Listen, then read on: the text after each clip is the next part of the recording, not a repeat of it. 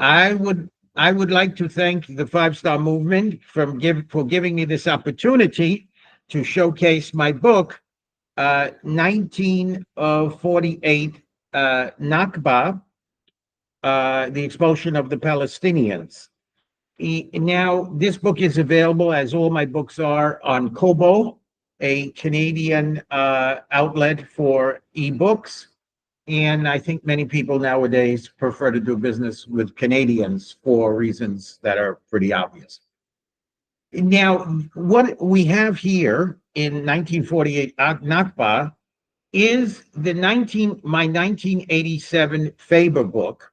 And allow me to say, Faber was then and probably now considered the most prestigious English language commercial publisher.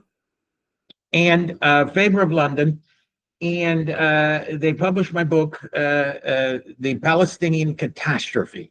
Nakba means catastrophe in Arabic, to which I have now added 100 startling pages. Of course, you will decide whether those 100 pages are really startling. There's all sorts of new information in those 100 pages that are in no other book.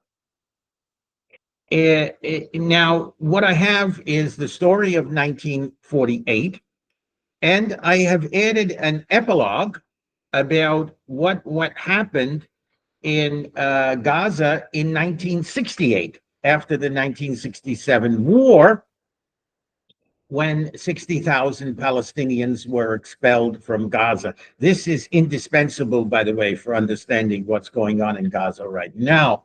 So that's in the epilogue. Very interesting addition to the book.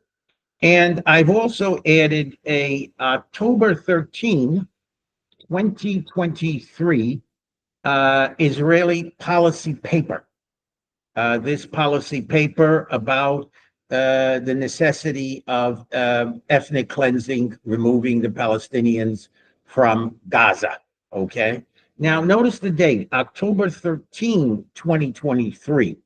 This is only 1 week, of course, if you do simple arithmetic, after October 7. So what does it tell us? If they had this paper ready only a few days after October 7, it means they were planning this for some time. And by the way, the paper was leaked from the Israeli government, but it has been authenticated by no less a personage than Prime Minister Netanyahu himself. So this is Israeli policy to expel the Palestinians, continue the process of Nakba, which began in 1948. So my story of 1948, 1968 in Gaza, and the policy paper, all of this is indispensable to understanding what is going on right now. Now, the question is, does the expulsion of the Palestinians from Gaza have popular support?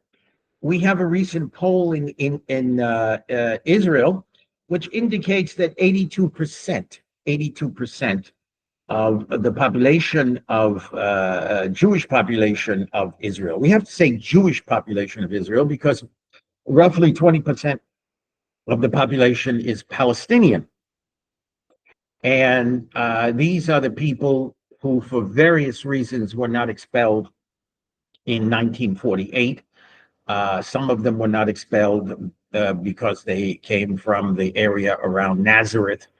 They were Christian Palestinians, and it was thought it wouldn't make a very nice impression if they expelled Christian Palestinians from the childhood home of Jesus in Nazareth in 1948. And some were not expelled from Haifa because they were needed for labor and so on. There was various reasons, so there are some groups that remained.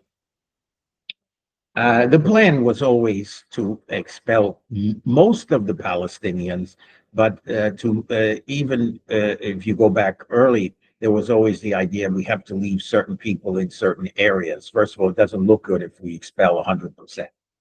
Okay, so you have the Jewish population of the state of Israel. 82% favor the expulsion of the population from Gaza, and that has attracted some international media attention. The situation is, as far as I can see, however, is what's even more startling is 47% of the Jewish population of Israel admits they would like to see the Palestinians treated like the Amaleks of the Bible, the ancient enemies of the Hebrews, who were murdered, every man, woman, and child. Every time they took a community of Amaleks, they killed every man, woman, and child. And 47% will admit on this survey, 40%, 7% of Jews in Israel will admit that that's what they would like to see happen to the people in Gaza. So 40% admit that they want genocide, not expulsion. They want genocide. And we can speculate that something so bloodthirsty, there may be a certain percentage of Israelis who would not admit that on the survey. So that we can say that about half, maybe more, perhaps more of the Jewish population of Israel favors genocide. Okay. Now the question is: is the Jewish population of Israel currently as bloodthirsty or more bloodthirsty than the German population of Hitler's Third Reich? Where are theirs? But now, of course, we don't have a survey from the Third Reich. That does not exist. But we have some indications. For example, newsreels that were made which showed the population this nonsense that the Jews in the concentration camps were being well treated. And of course, in some concentration camps, or I should say death camps, the population was, the Jews before being exterminated, were required to write out postcards telling friends in Germany that all was well. All of this suggests that extermination of the Jews was not particularly popular in Nazi Germany. Now, if you compare it today, you just I've seen some excerpts from what's considered certain news channels in Israel. It's abominable. I mean, they revel in the murder of every man, woman, and child in Gaza. It's unbelievable. And we know that there's a certain hill in Israel close to the border with Gaza, and school children are taken there, Israeli Jewish school children, to see with long distance binoculars what's going on in Gaza, and they are encouraged to cheer every bomb that's dropped on the undefended population. So this suggests that what's going on is not particularly something for the Israelis to be proud of. Now we go to a story of 1948. What happened there? Well, in my prologue, I have deathbed confessions of some of the gruesome atrocities perpetrated by Israeli veterans. And they were extraordinarily honest, some of them in their deathbed confessions that were recorded in the Israeli press and in Hebrew language documentaries. Of course, not for export outside of Israel. And we also have the documentation from cabinet meetings of the reaction of some of the cabinet ministers who say flat out in 1948 that what the Israelis were doing to the indigenous population of Palestine was quite similar to what Hitler did to the Jews. We are acting like Nazis. This type of phrase is over and over again recorded in various cabinet meetings in 1948. So when you put together the testimony, deathbed confessions of the veterans, the documents we have from various political meetings and cabinet minister meetings, you get an idea of what's going on in 1948. Now there was a tremendous emphasis on not only frightening the population with mass murder, but also rape. Rape was very important. in the Nakba of 1948 for very understandable reasons. The Zionists very well knew that the indigenous population was mostly Muslim, and we all know how sensitive they are about family honor and things of that nature. And so stories of rapes, mass rapes. Of course, this is not just stories on the Palestinian side. We also have this Israeli documentation. There's no question that rape was very common in 1948, and it was, to be honest, effective in terrorizing the population into fleeing. Now, I in chapter one, I go back to the 1930s, and one of the themes. If you write a book, you have to have themes for the book, and I have several themes. One theme is that what's going on in now is in Gaza is an extension going back to the Nakba of 1948. Another theme is that you see various Zionist historians, such as Benny Morris, say, well, there was no detailed plan. Well, of course, there very rarely is a detailed plan. Hitler had the intention of exterminating the Jews as early as 1919, but he didn't have a detailed plan. He just had an intention. In school, we American school kids, I don't know, I hope they're not still doing it. I really don't know. We were taught about the glory of manifest destiny. The United States had a manifest destiny to spread out from coast to coast. And there was no mention about the indigenous population. Of course, part of the intention of Manifest Destiny was the slogan, the only good Indian is a dead Indian. Okay. And now that is in the United States, a definite intention, but no detailed plan. As far as the Zionists go, the Zionist movement, which came to Palestine, from the very beginning, their intention was that they were going to. Their belief was that Palestine was a land without a people, for a people without a land. Well, you see, they don't even recognize the existence of the Palestinians. To them, Palestine was empty. What about all these hundreds of thousands of people?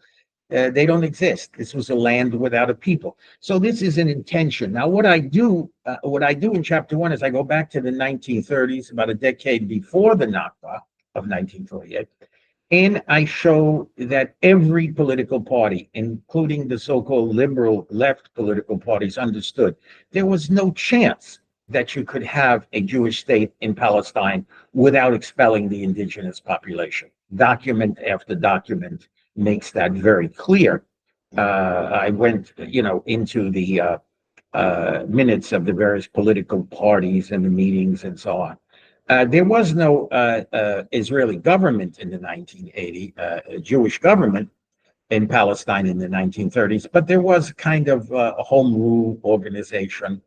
And I went through their various documents, and it's pretty consistent. They definitely had an intention of clearing out ethnic cleansing for the simple reason they understood there was no possibility of a Jewish state without ethnic cleansing.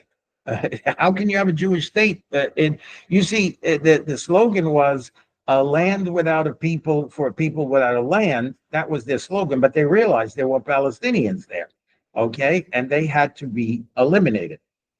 Now, I tell the story of Deir Yassin, the first, and in some cases, most notable atrocity, from the point of view of the perpetrators. This is all new information, not in any other book. Everything I'm talking about now, almost everything I'm talking about is not in any other book. It's all new information. And so I retell the story of Deir Yassin from the point of view of the perpetrators who admit some pretty disgusting atrocities, putting people there was a bakery in Deir Yassin and they stuffed people into the ovens. Now you can say, well, Hitler stuffed people into ovens, but were they trying to do to the Palestinians what Hitler did to the Jews? Who knows what was in their mind? Uh, and then you have the Litter Ramla Death March. Also, I tell that from the point of view of the perpetrators. Now, here and there, I add the reaction of the victims. But of course, once you have the documentation that is so clear about the perpetrators, the documentation of the survivors dovetails so perfectly. It's obvious that it's completely honest. And as I say, we have the Litter Ramla Death March, which I tell mostly from the point of view of the perpetrators. A lot of it is brand new information, not in any other book. Now, so I have the point of view of the perpetrators. I also have American, French, Belgian, and Swedish neutral observers from the UN. Now, this was unfair. It was unfair that the UN observers all came from pro-Western countries that were pro-Israel. As a matter of fact, the French was sent there. They were officers from the French army who had learned Arabic fighting against Arabic speaking Muslims in North Africa.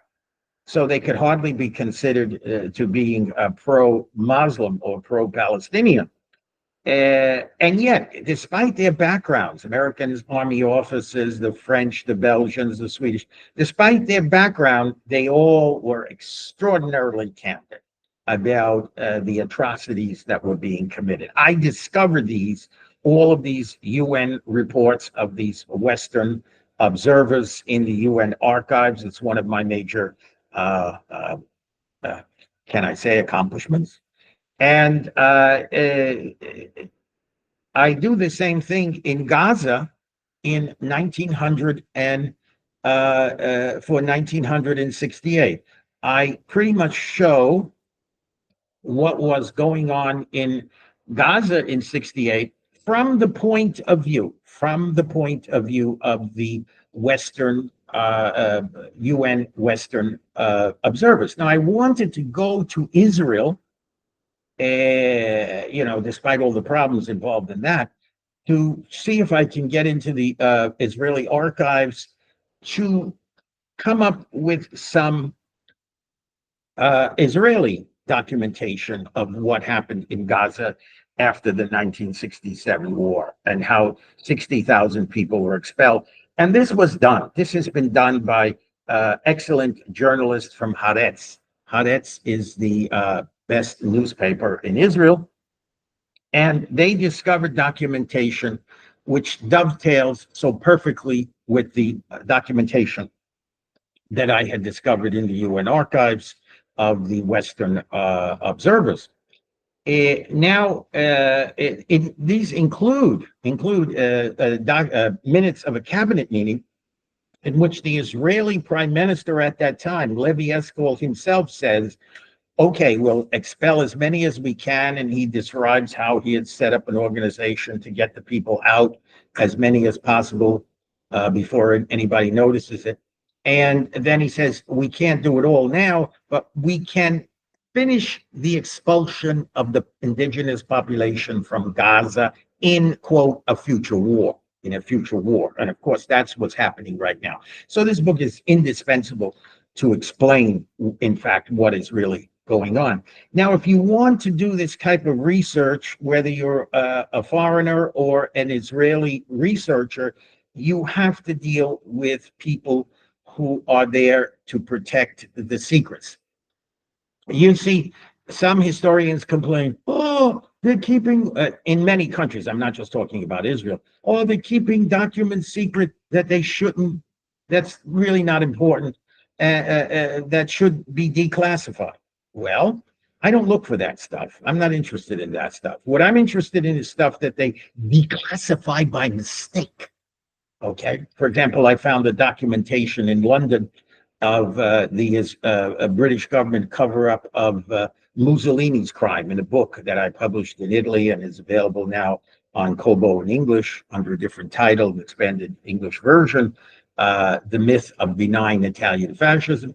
This is all done because I got documents which should should not have been declassified. And then I had MI5 and 6 crawling all over me, trying to stop the TV documentary, 2-hour TV documentary, Fascist Legacy, about Mussolini's crimes, cover up of Mussolini's crimes.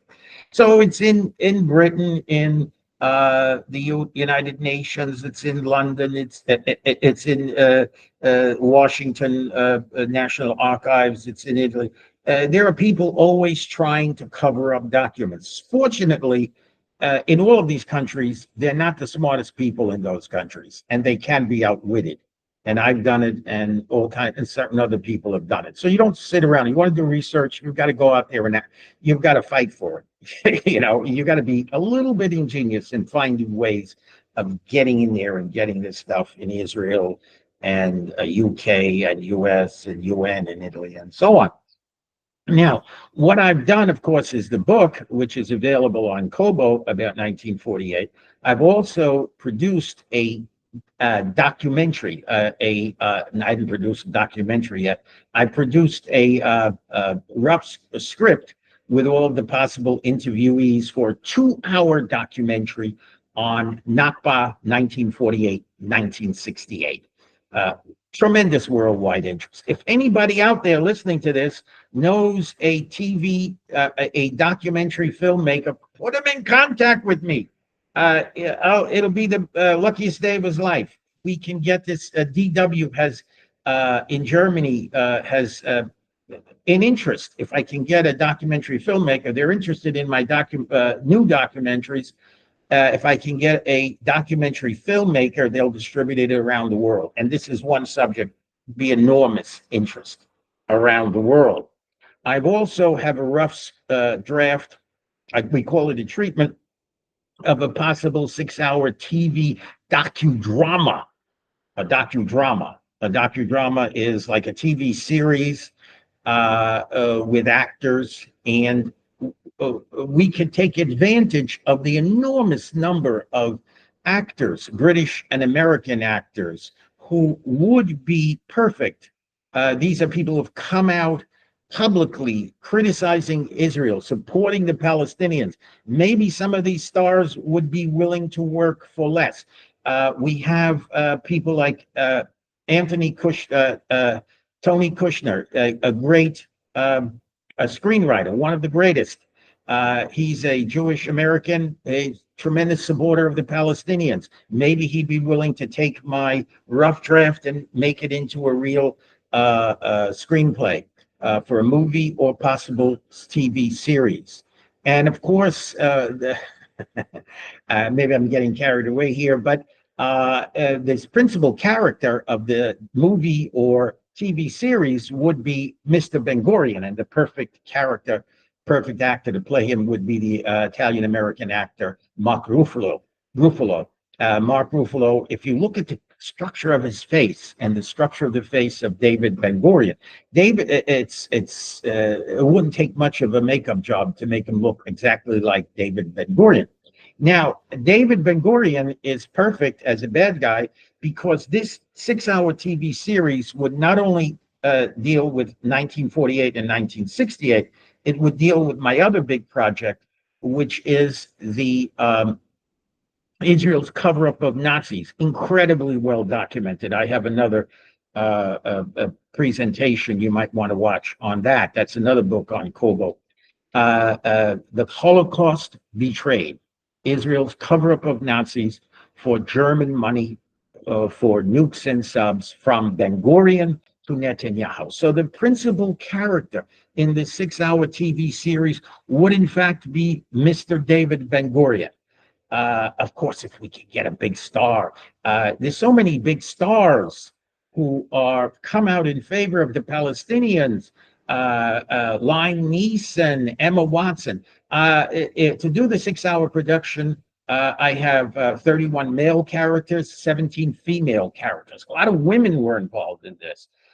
Israeli women, good guys and bad guys, British, and so on. And of course, some Palestinian, some of the best testimony we have of documented Palestinian testimony.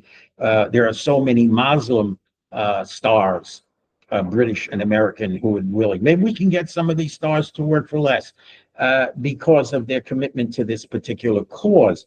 Now, here's the deal. If somebody out there knows a TV drama producer or a movie producer, you could make this in Italy. All those Italian actors could pass for Israelis so easily. This is all I have to do is be put in contact with documentary filmmakers and movie producers and people like that. I've got the material for them now, which would really be something that the whole world would want to see. So thank you very much for your attention. I hope you go out and buy thousands of copies of my books on Kobo from Canada. I hope some of you who know the right people can put me in contact with TV documentary filmmakers, movie producers, TV producers.